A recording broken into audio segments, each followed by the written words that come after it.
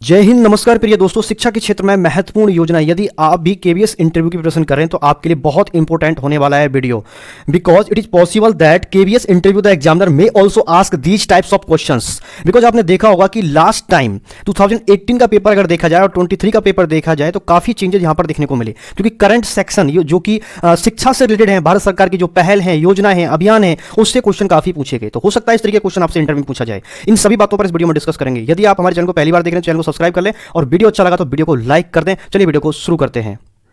जैसा कि आप सभी को पता है कि शिक्षा किसी भी देश को उन्नति की ओर बढ़ाती है, इसलिए शिक्षा किसी भी देश और हर किसी नागरिक के लिए आवश्यक है। इसी बात को ध्यान में रखते हुए हमारी सरकार देश के नागरिकों को शिक्षा के लिए प्रोत्साहित करती रहती है और कई प्रकार की योजनाएं भी जारी करती रहती है, जिसकी मदद से शिक्षा के स्तर को बेहतर बनाया जा सके और इन योजनाओं की मदद से छात्र शिक्षा के लिए प्रोत्साहित हो सकें और ज़्यादा से ज़्यादा नागरिक शिक्षित हो सकें। ठीक है दोस्तों, तो हम डिस्कस करेंगे सबसे पहले दीक्षा क्या है। देखिए, दीक्षा एक शॉर्ट नेम है, यानी कि digital infrastructure for knowledge sharing. इसका शॉर्ट फॉर्म है दीक्षा, यानी कि D stand for digital, I infrastructure और के नॉलेज और SHA यानी शेयरिंग से SHA बना है। ठीक है, यह एक स्कूली शिक्षा के लिए एक राष्ट्रीय मंच है। ठीक है, इसका संचालन राष्ट्रीय शैक्षिक अनुसंधान और प्रशिक्षण परिषद NCERT और मिनिस्ट्री ऑफ एजुकेशन द्वारा होता है। दीक्षा पोर्टल की शुरुआत देश के समस्त शिक्षकों के लिए एक डिजिटल माध्यम के तौर पर हुई थी। दीक्षा पोर्टल पर समस्त शिक्षक प्रशिक्षण प्राप्त कर सकते हैं। साथ ही इस पोर्टल पर कक्षा 1 से लेकर कक्षा 12 तक सभी छात्रों के लिए पठन सामग्री उपलब्ध है। मैं दिखाऊंगा इसका इंटरफेस किस तरीके का है आपको अभी। ठीक है, इसे 5 सितंबर 2017 को माननीय उपराष्ट्रपति जी द्वारा लॉन्च किया गया था। ठीक है, 5 सितंबर 2017 को, यानी कि कोरोना से 2-3 साल पहले इसको लॉन्च कर दिया गया था। ठीक है, इसका एजुकेशन में ई कंटेंट प्रोवाइड कराने वाला एक एप्लीकेशन भी है, उसका इंटरफेस मैं आपको दिखाऊंगा। इसे कोरोना समय के दौरान छात्रों को घर पर पढ़ने के लिए स्पेशली लॉन्च किया गया था। इससे टीचर भी काफी कुछ सीख सकते हैं। ठीक है, तो आप देख सकते हैं यहां पर स्टेट के अकॉर्डिंग आप अपना स्टेट सेलेक्ट कर सकते हैं, क्लास सेलेक्ट कर सकते हैं जिस क्लास के लिए पढ़ना है या आपको पढ़ाना है। ठीक है, या फिर आप यहां से मीडियम भी चेंज कर सकते हैं, जिस मीडियम में आप देखना चाहें। और यहां पर बोर्ड, जैसे ये CBSE और NCERT, ठीक है, और ये NIOS अदर्स और जो स्टेट बोर्ड हैं, सबके लिए आप देख सकते हैं। और ये टीचर्स के लिए, स्टूडेंट्स के लिए, ठीक है, HT और ऑफिशियल्स के लिए भी है और पेरेंट्स के लिए भी और अदर्स भी इसको देख सकते हैं। ठीक है, और स्टार्टिंग में किस भाषा में इसको आप चलाना चाहेंगे वो आप यहां से सेलेक्ट कर सकते हैं। तो इस एप्लीकेशन का इस तरीके का जो है इंटरफेस है। अब हम बात कर लेते हैं निपुण भारत क्या है। ठीक है, तो निपुण Bharat national initiative for proficiency in reading with understanding and numeracy का शॉर्ट फॉर्म है। इसे 5 जुलाई 2021 को शुरुआत इसकी की गई थी शिक्षा विभाग द्वारा। इसका मुख्य उद्देश्य है आधारभूत साक्षरता संख्यात्मक ज्ञान को छात्रों के अंतर्गत विकसित करना। तो यह पूछा जा सकता है कि निपुण भारत क्या है, तो आप बताओगे इसका मुख्य उद्देश्य है आधारभूत साक्षरता एवं संख्यात्मक ज्ञान को छात्रों के अंतर्गत विकसित करना। ठीक है, इसके लाभार्थी कौन हो सकते हैं? 3 से 9 वर्ष तक के बच्चे हो सकते हैं। निपुण भारत योजना के अंतर्गत कक्षाएं कौन कौन सी आती हैं? तो प्री स्कूल, देखिए दीक्षा के अंदर भी आपको प्री स्कूल 2, प्री स्कूल 3 मिल जाएगा, लेकिन प्री स्कूल 3 को बोला गया है बाल बाटिका। इसके बाद ग्रेड सिस्टम स्टार्ट होता है, ग्रेड 1, ग्रेड 2 और ग्रेड 3। ये सभी कक्षाएं निपुण भारत के अंदर शामिल है। इस योजना का जो माध्यम से सन 2026 से 27 के अंतर्गत, यानी 26-27 तक तीसरी कक्षा के अंत तक छात्र को पढ़ने लिखने एवं गणित को सीखने की क्षमता प्राप्त होगी। ठीक है, तो ये डेट आप याद रखेंगे, ये टारगेट इन्होंने लिया है। इस योजना के लिए राज्य और केंद्र शासित प्रदेशों में 5 स्तरीय तंत्र की स्थापना की जाएगी, जैसे राष्ट्रीय स्तर पर, राज्य स्तर पर, जिला स्तर पर, ब्लॉक स्तर पर और स्कूल स्तर पर।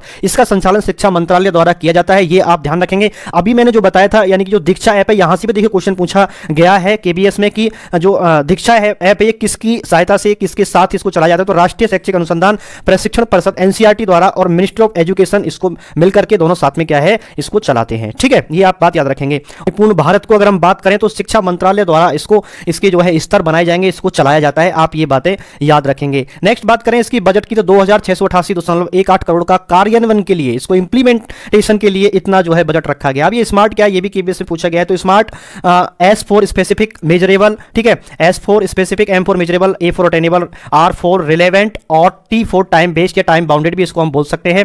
तो स्पेसिफिक मतलब विशिष्ट बोल सकते हैं, यानी कि अपने लक्ष्यों को इसमें निर्धारित करना, फिर उनको जिनको मापा जा सकता है। देखिए, अपने लक्ष्य को निर्धारित करना, जिन्हें मापा जा सके, जो प्राप्त किए जा जा सकते हैं और जो आपके कैरियर शिक्षा से संबंधित हो यानी कि रिलेवेंट हो और जिन्हें समय के साथ प्राप्त किया जा सके। ऐसा ना हो कितना भी समय हो जाए, यानी कि जिन्हें समय के साथ प्राप्त किया जा सके, यानी कि टाइम बाउंडेड भी लक्ष्य हैं। तो ये है स्मार्ट का फुल फॉर्म और प्रत्येक जो इसमें दे रखा है S for specific, M for measurable, A for attainable, relevant और टाइम बेस्ड, इनके बारे में आपको पता होना चाहिए और प्रत्येक का मतलब इसका क्या है एजुकेशन में। ठीक है, नेक्स्ट है मनोदर्पण क्या है। देखिए यह योजना छात्रों, टीचर और पेरेंट्स के बीच तनाव के कारण आई मानसिक समस्या को बेहद खास काउंसलिंग के जरिए दूर करने का एक प्रयास है। यानी कि कोरोना टाइम में जो भी मेंटल प्रॉब्लम हुई थी लोगों को, ठीक है, तो मानसिक जो तनाव है उसको कम करने के लिए ये मनोदर्पण को लॉन्च किया गया था। एचआरडी मंत्री श्री रमेश निशंक पोखरियाल द्वारा 21 जुलाई 2020 को यह पोर्टल जो है लॉन्च किया गया था, याद रखेंगे। अब देखिए यहां से बहुत इंपॉर्टेंट जो क्वेश्चन हो जाता है, ये हो जाता है कि it is initiative part of आत्मनिर्भर भारत अभियान। ठीक है,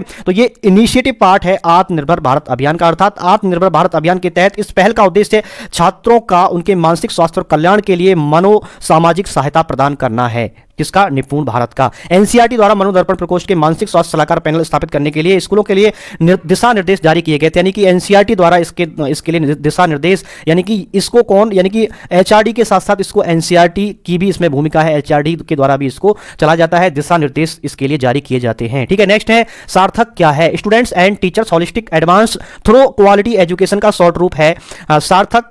तो इसका मतलब है गुणवत्ता शिक्षा के माध्यम से छात्र और शिक्षकों की समग्र उन्नति। राष्ट्रीय शिक्षा नीति 2020 यानी कि एनईपी 2020 इसको कह सकते हैं कि लिए कार्यान्वयन योजना है, अर्थात इसे 29 जुलाई 2020 को शिक्षा मंत्री रमेश निशंक पोखरियाल द्वारा लॉन्च किया गया था। यह राष्ट्रीय द्वारा शिक्षा नीति के उद्देश्य को आगे बढ़ाने के लिए इसको लॉन्च किया गया था। इसका उद्देश्य प्राथमिक और माध्यमिक स्तर पर स्कूली छात्रों के लिए, ठीक है, एक अनुकूल सीखने का माहौल बनाना है। इसका उद्देश्य याद रखेंगे, प्राथमिक और माध्यमिक स्तर पर स्कूली छात्रों के लिए सार्थक का एक स्कूली छात्रों के लिए एक सीखने का माहौल बनाना है। ठीक है, यह शिक्षकों को शिक्षा प्रक्रिया में सबसे आगे लाने और उन्हें शिक्षा प्रदान करने के लिए एक सुरक्षित और विश्वसनीय मंच देने पर भी ध्यान केंद्रित करता है। ठीक है, शिक्षा मंत्रालय के आधिकारिक बयान ने इस योजना को भारतीय स्वतंत्रता की, यानी कि यहां पर 75 वर्ष पूरे होने पर के उपलक्ष्य में आयोजित अमृत महोत्सव के एक भाग के रूप में प्रस्तुत किया है। टाइपिंग थोड़ा एरर हो गया है, इसको एडजस्ट कर लेंगे तो 75 यहां पर आएगा। ठीक है, तो नेक्स्ट यहां पर देखिए क्या है, शिक्षा में 5E मॉडल क्या है, बहुत इंपॉर्टेंट है, केबीएस में पूछे गए हैं। शिक्षण का ये रचनावादी मॉडल शिक्षण अधिगम प्रक्रिया में किसको? शिक्षार्थियों की सक्रिय भागीदारी को सुनिश्चित करता है 5E मॉडल।